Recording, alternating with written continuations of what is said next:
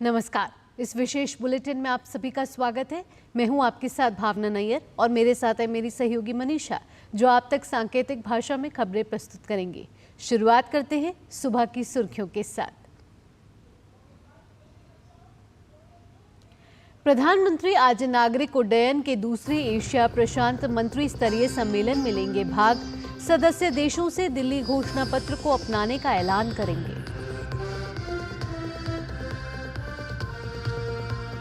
हरियाणा में नामांकन दाखिल करने के आखिरी दिन भाजपा के 26 प्रत्याशी भरेंगे पर्चा। पार्टी ने उतारे 3 और उम्मीदवार, सभी 90 सीटों पर प्रत्याशी घोषित। वहीं कांग्रेस ने 40 और आप पार्टी की 19 उम्मीदवारों की सूची जारी। जम्मू कश्मीर में भी तीसरे और अंतिम चरण के लिए नामांकन होंगे दाखिल। 40 विधानसभा सीटों के लिए 1 अक्टूबर को होना है मतदान। जोधपुर में तरंग शक्ति 24 युद्धाभ्यास जारी। रक्षा मंत्री राजनाथ सिंह करेंगे रक्षा विमानन प्रदर्शनी आईडैक्स 24 का उद्घाटन।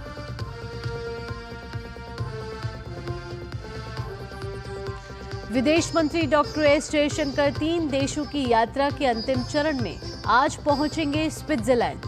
जिनेवा में अंतर्राष्ट्रीय संगठनों के प्रमुखों से करेंगे मुलाकात।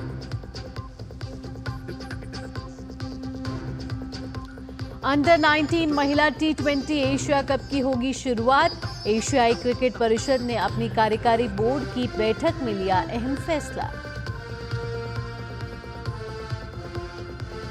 और आने वाले 3 दिन नहीं मिलेगी मौसम की मार से राहत। 19 राज्यों में भारी से बहुत भारी बारिश का अलर्ट। दिल्ली में कई जगहों पर बारिश।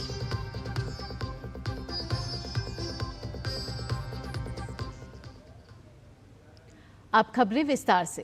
प्रधानमंत्री नरेंद्र मोदी आज नागरिक विमानन के बारे में आयोजित दूसरे एशियाई प्रशांत मंत्री स्तरीय सम्मेलन में भाग लेंगे।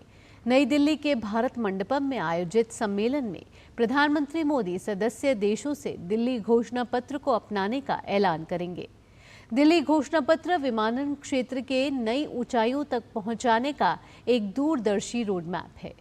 नागरिक विमानन मंत्री राममोहन नायडू ने कल सम्मेलन का उद्घाटन किया था। राममोहन नायडू को एशिया प्रशांत मंत्री स्तरीय सम्मेलन का अध्यक्ष चुना गया है। उन्होंने वर्ष 2035 तक सालाना 3.5 अरब यात्रियों को समायोजित करने के लिए एशियाई प्रशांत विमानन क्षेत्र के बुनियादी ढांचे में रणनीतिक निवेश का आह्वान किया है। नागरिक विमानन मंत्री ने इस बात पर जोर दिया कि भारत का लक्ष्य वर्ष 2025 तक विमानन कार्यबल में महिलाओं की भागीदारी को 25% तक ले जाना है।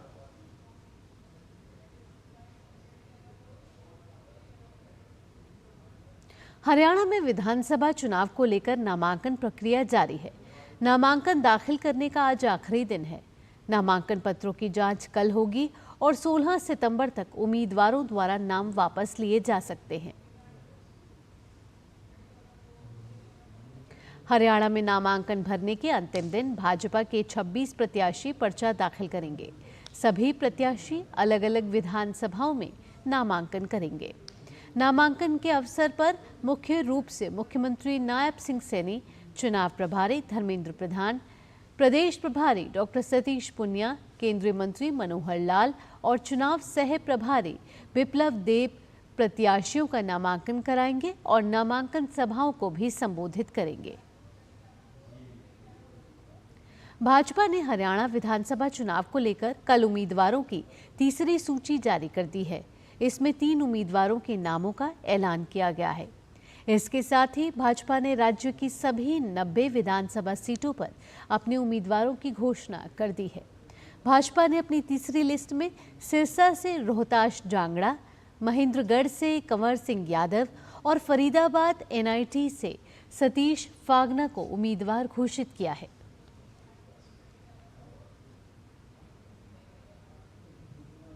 कांग्रेस ने भी हरियाणा विधानसभा चुनाव के लिए 40 उम्मीदवारों की तीसरी सूची जारी कर दी है। इस सूची में पंचकुला से चंद्रमोहन, अंबाला शहर से चौधरी निर्मल सिंह, मुलाना से पूजा चौधरी, जगाधरी से अकरम खान और यमुनानगर से रमन त्यागी सहित कई अन्य उम्मीदवारों के नामों का ऐलान किया गया है।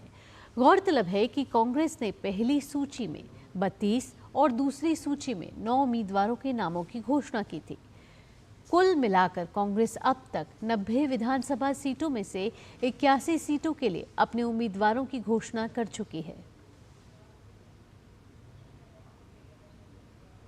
आम आदमी पार्टी ने 19 उम्मीदवारों की छठी सूची जारी की है।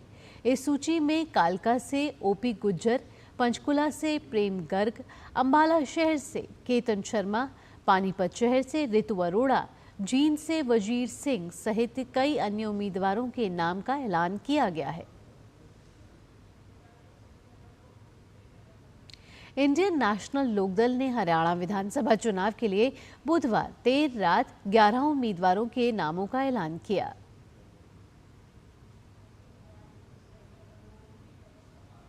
जननायक जनता पार्टी और आजाद समाज पार्टी काशीराम ने हरियाणा विधानसभा चुनाव के लिए गठबंधन के तहत संयुक्त रूप से बुधवार को अपने उम्मीदवारों की 5वीं सूची जारी की।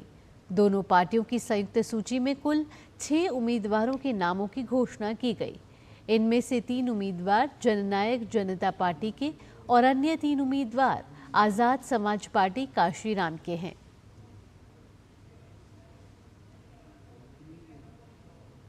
जम्मू कश्मीर में विधानसभा चुनाव में सभी पार्टियां अपने दमखम में जुटी हुई हैं।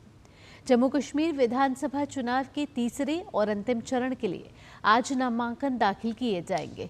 नामांकन पत्रों की जांच कल की जाएगी। नाम वापस 17 सितंबर तक लिए जा सकते हैं। जम्मू कश्मीर में 3 चरणों में मतदान होगा।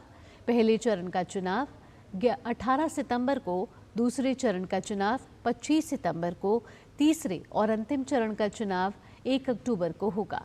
राज्य की 40 विधानसभा सीटों के लिए 1 अक्टूबर को मतदान होगा। वहीं मतगणना 4 अक्टूबर को की जाएगी। भारतीय वायुसेना जोधपुर में कई देशों के अपने सबसे बड़े युद्धाभ्यास में से एक तरंग शक्ति 24 आयोजित कर रही है।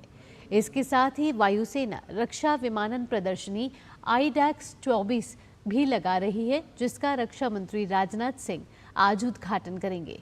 14 सितंबर तक आयोजित होने वाली इस प्रदर्शनी में विभिन्न उत्पादों और प्रौद्योगिकियों के साथ रक्षा उद्योग की भागीदारी रहेगी। इनमें मित्र देशों और भारतीय दर्शकों को सार्वजनिक क्षेत्र के रक्षा उपक्रमों, रक्षा अनुसंधान एवं विकास संगठन, विभिन्न श्रेणी के निजी उद्योगों और नवीन उद्यम सहित भारतीय विमानन उद्योग से संबंधित प्रतिभागियों से मिलने और वार्तालाप करने का अवसर मिलेगा। आईडैक्स का लक्ष्य तरंग शक्ति 2024 में भारतीय विमानन उद्योग के स्वदेशी कौशल को प्रदर्शित करना है।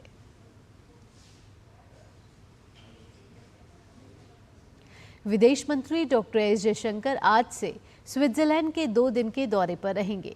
यह सऊदी अरब, जर्मनी और स्विट्जरलैंड की उनकी 3 देशों की यात्रा का तीसरा और अंतिम चरण है। जिनेवा में विदेश मंत्री उन अंतर्राष्ट्रीय संगठनों के प्रमुखों और प्रतिनिधियों से मिलेंगे जिनके साथ भारत सक्रिय रूप से जुड़ा हुआ है।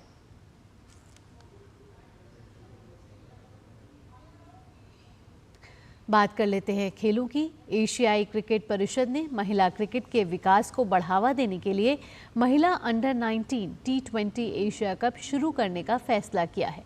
यह निर्णय मलेशिया के कुआलालंपुर में आयोजित एशियाई क्रिकेट परिषद कार्यकारी बोर्ड की बैठक में लिया गया।